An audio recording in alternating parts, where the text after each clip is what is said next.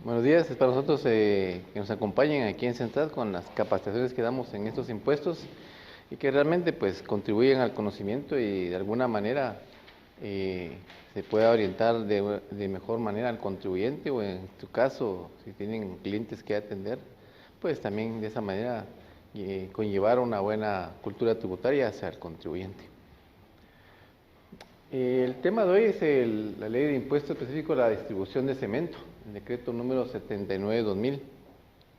La particular de este decreto es que no cuenta con reglamento aún.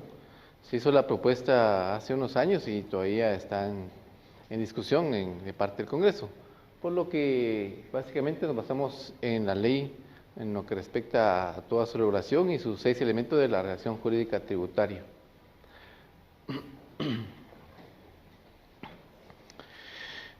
En el artículo 1 nos establece de que se establece un impuesto específico que grava la distribución de cemento de cualquier clase, sea cemento gris, cemento blanco, que tenga esos componentes de cemento y aquellas bolsas que tengan particular como característica como cemento, tanto en producción nacional como importado, que se distribuye en territorio nacional o en bolsas o a granel o en clinker.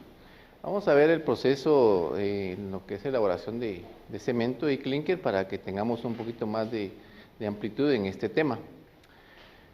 La distribución que se realiza básicamente es que las fábricas que existen actualmente en Guatemala tienen ciertas bodegas de distribución ubicadas estratégicamente en el interior. Cuando ellos distribuyen hacia sus bodegas estratégicas, pues hasta ese momento todavía no se da el hecho generador, sino que se va a dar cuando esta distribución ya salga de su bodega como tal, que sea ubicada, por ejemplo, en Zacapa o en Escuintla o en Quetzaltenango. Entonces desde ahí entonces se va dando la distribución ya para la venta final y se da el hecho generador, ¿verdad? Porque por cuestiones de logística y de entrega, pues es más fácil que las fábricas que estén ubicadas cerca de la ciudad o por aquí, pues básicamente tengan sus plantas de distribución ubicadas en otros departamentos para que pueda ser fácil la llegada hacia su consumidor final, que son ferreterías o propios clientes de a grandes empresas, ¿verdad? Vamos a conocer un poquito el proceso y esto lo hago para que tengamos un poquito de más de amplitud de cómo es que conlleva la elaboración del cemento. Cuando hablamos de materias primas en la elaboración del propio cemento, pues resulta que para elaborar clinker, el clinker es la base, es la materia prima, pues se necesitan extraer de la tierra unos componentes que son caliza, pizarra, hematita y sílice. Estas son en cantidades pequeñas que se van extrayendo de las montañas y que se va conteniendo esta materia prima que sale de los yacimientos y que luego de un proceso pues va a servir para la elaboración de todo el clinker, que es la base materia prima. Obteniendo esta materia prima como los elementos primarios, entonces ya pasa a la segunda fase, que es la trituración. En esta fase lo que se pretende es que se reduzcan esas cantidades de materias primas a cantidades pequeñas, como pequeñas piedras, en las cuales puedan entrar a un proceso, una cantera de trituración primaria y secundaria, de donde se transporta el material a los respectivos patios de almacenamiento. Entonces, de acuerdo a la primera trituración, esta pues conlleva un colector de polvo, trituración secundaria y el colector de polvos, para que ya de esa manera pues vaya reduciéndose el tamaño de la misma materia prima, porque son extraídas en piezas grandes y después va reduciendo hasta tener piedras pequeñas. Pues esto posteriormente pasa a un colector de polvo para que pueda pasar hacia un depósito final, donde va a llevar el otro proceso. En ese proceso de prehomogenización, que consiste en que ya se tiene ya en polvo, en piedrita ya más pequeña, la materia prima, De esto, pues, la pizarra, la matita y el sílice pasan por unos depósitos en los cuales estos colectores van a dar hacia un distribuidor, donde ya sale la caliza. Ese distribuidor está dentro de unas grandes bodegas en las cuales hace un como abanico, ¿sí? En este caso de esta forma, si ven aquí, va haciendo de esta forma la prehomogenización, o sea, como quien dice, se van mezclando los tres productos. Entonces están resguardados en unas bodegas en las cuales esta prehomogenización va dejando la caliza de esa manera, como quien dice, ciertas montañitas de piedra y materia prima. Y es resguardado en las bodegas para que posteriormente siga su proceso.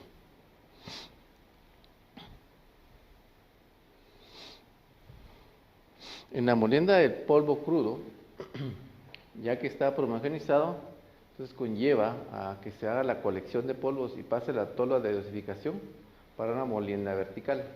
En ese tipo de molienda lo que se hace ya es la homogeneización completa, en la que se tiene ya las composiciones, ¿sí? Y que ya mediante una composición química y un análisis por rayos X y con tamices se comprueba la finura del polvo. Entonces va quedando como que ya solo la materia prima lista para hacer ya en su proceso final. Claro que aquí todavía llevan otros procesos, pero aquí ya la materia prima ya está totalmente homogenizada y ya pues está compactada entre sí, ¿verdad?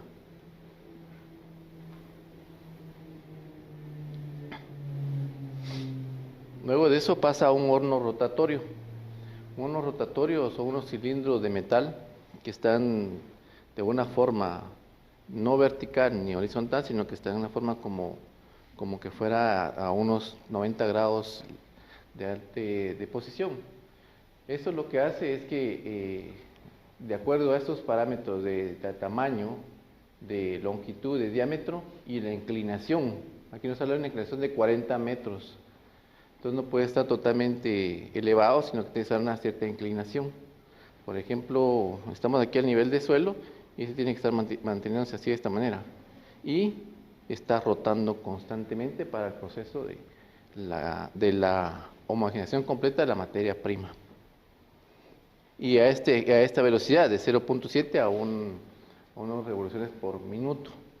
Eso lo que hace son unas calderas a ciertas temperaturas elevadas y que lo que hace es homogeneizar completamente toda la materia prima. Ya en este proceso, la calcinación, que consiste en 4 zonas de secado: precalentamiento, precalcinación y clinkerización, que es la última fase. En ese secado implica la evaporación de la humedad de materia prima a una temperatura de 110 grados centígrados. El precalentador aumenta la capacidad de la unidad de calcinación, ahorra energía y reduce el dióxido de carbono que sale de la atmósfera. La temperatura de calcinación es de 1400 grados centígrados.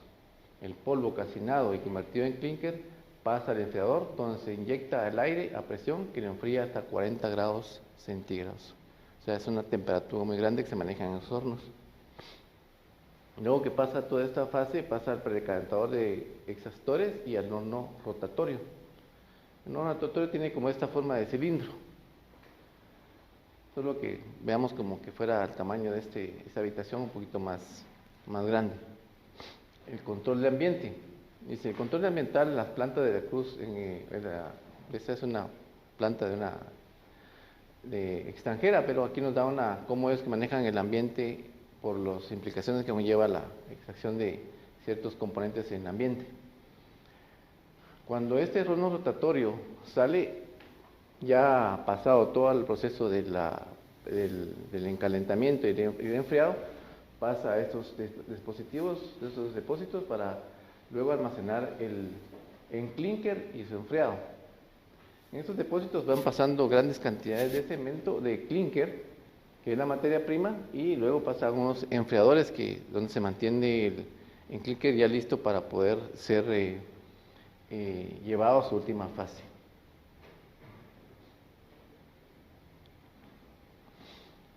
Cuando el clínker se enfría, se almacena cubierto, de donde se conduce a molienda final en la combinación con yeso, pozolana, caliza y otros aditivos. Esos aditivos son los que hacen que se obtenga el tipo de cemento que se desee.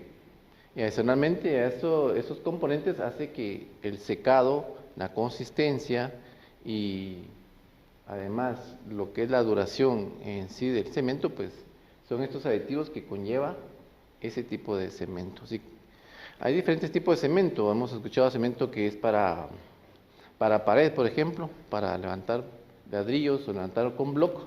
Ese lleva un tipo de secado diferente.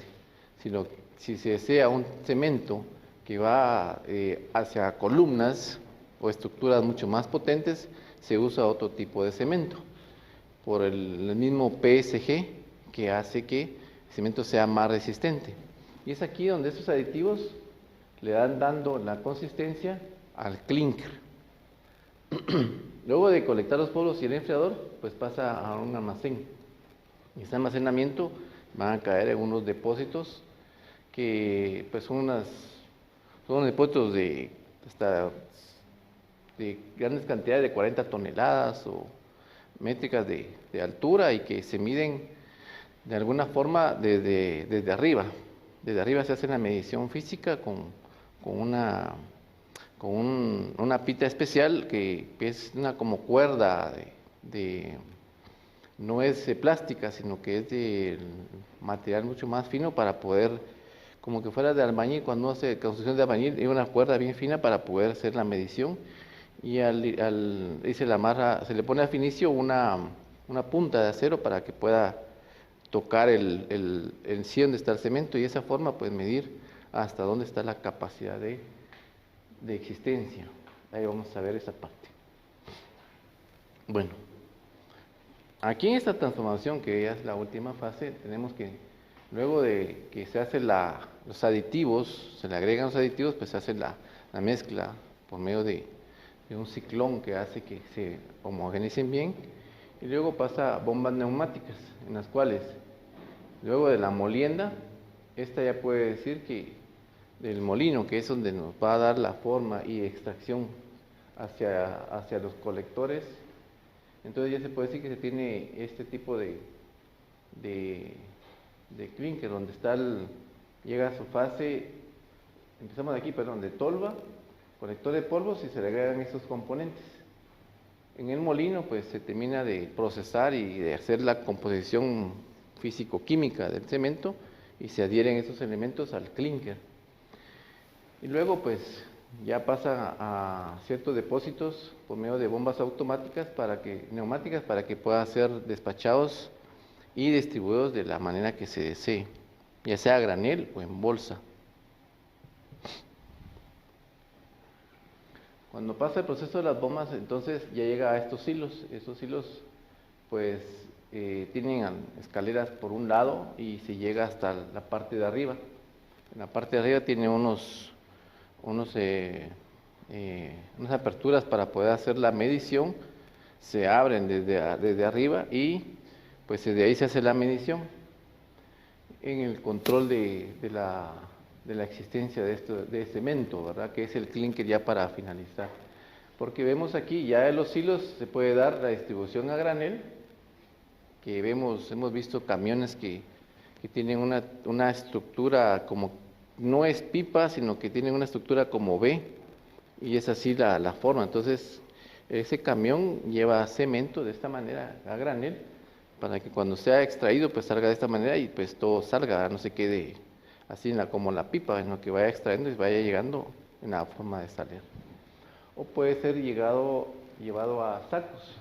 La ensacadora, pues ahora se utiliza maquinaria automatizada donde llega al saco y la máquina agarra el saco y deposita la cantidad de 42.5 y va pasando automáticamente. Antes esto era manual, donde tenía que llegar el operario y ponía el saco y llegaba, le depositaban la cantidad especificada y pues seguía el proceso. Ahora pues es una máquina que agarra saco por saco y lo va colocando y lo va extrayendo.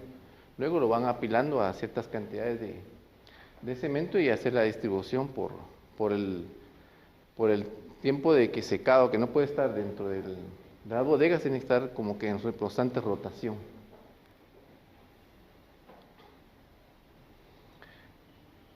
De todo lo que expliqué en esos 8 pasos es en este proceso que podemos verlo mucho más en resumen.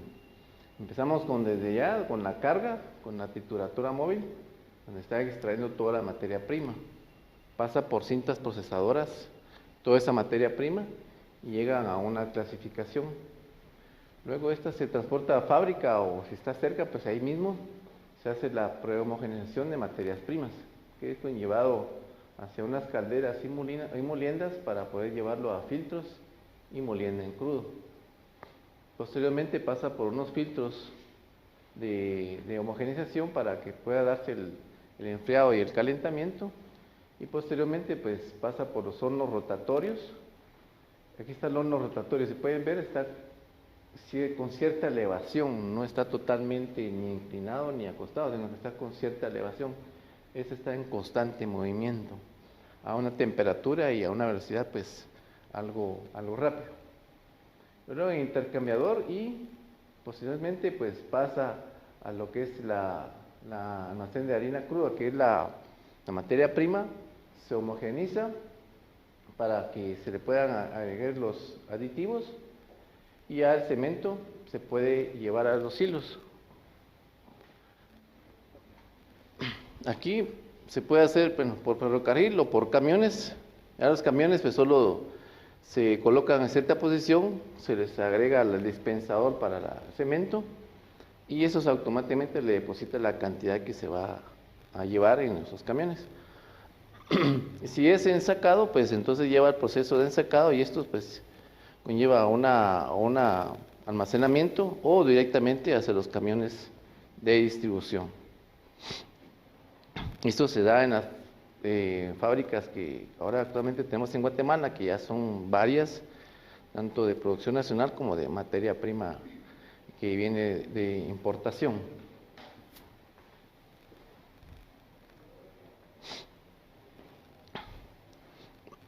Aquí hay un pequeño dibujo para que se den idea de cómo es el clinker. Son piedritas y un poquito de polvo, en la cual todavía le falta el último proceso, que es la molienda, lo que es el secado, y se le agregan los aditivos. Entonces al ver el clinker uno dirá, pues esto no es nada, pero es la materia prima, porque de un saco de cemento aproximadamente, ¿verdad?, se tiene un 85% de clinker, o sea, materia prima con aditivos, y el otro 15 o 20%, dependiendo del cemento que se quiera obtener, es puzolana, caliza o cal. Entonces, en sí el saco pues está compuesto por esos químicos para que tenga una reacción, pues dependiendo de lo que se va a desear y se va a trabajar en la construcción. El hecho generador nos dice que es por el momento 1, que es la salida de las bodegas de almacenamiento de las fabricantes, tanto en bolsas como a granel o a clinker, para su distribución y venta en territorio nacional. Se graba la distribución, como decíamos, que son las bodegas estratégicas que tienen los fabricantes en el interior, en bolsas para poderlo vender hacia el público en general, a granel cuando deseen venderlo a empresas que se dedican a construcciones grandes como edificios, carreteras, entonces tienen esa disposición, y el clinker, que es la materia prima para poder realizar la fabricación de cemento, para su distribución y venta. Entonces, cuando se da distribución o la venta, lo que suceda primero, ¿verdad?, en el territorio nacional. Lo vemos el saco, que son de 42.5 kilogramos. ¿Sí? ¿No puede regresar a la diapositiva anterior? Sí. Ahí, hasta ahí está saliendo, o sea, finaliza de secar. Ahí no se ha dado el hecho generador. Aquí es donde se da el hecho generador. Ahí está saliendo del fabricante. Aquí está saliendo el fabricante, correcto. Si el fabricante lo va a distribuir de una vez hacia el consumo final o autoconsumo, entonces se da el hecho generador. Pero si lo lleva a sus plantas estratégicas, sus bodegas estratégicas de distribución, todavía no se da derecho generador. Cuando salga de esa bodega, Salga a esa bodega, sí, ellos dicen, bueno, yo ya tengo en mi bodega 1000 sacos, por ejemplo, en Quetzaltenango, y esos 1000 sacos, pues ya empecé a venderles a las ferreterías, que 50, que 100, y entonces a ese momento la bodega lleva el control de lo que está distribuyendo y pasa el dato para que pueda ser incluido del pago del impuesto. gracias. Gracias.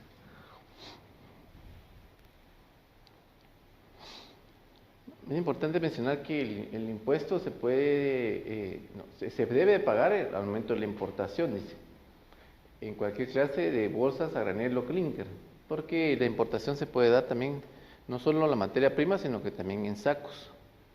Y el impuesto se genera y paga temporalmente el momento de su ingreso. O sea, en la póliza de importación, vamos a ver el ejemplo que traigo, se paga el impuesto. La póliza de importación, aparte de pagar los impuestos arancelarios e IVA que correspondan por la nacionalización, ahí se incluye, y lo incluye porque la ley lo dice, se incluye el impuesto a la distribución de cemento. En este caso, la importación dice que tiene que pagarse cuando traspase la zona primaria de la aduana. En este caso, paga temporalmente en el momento de su ingreso y internación al país por la aduana correspondiente.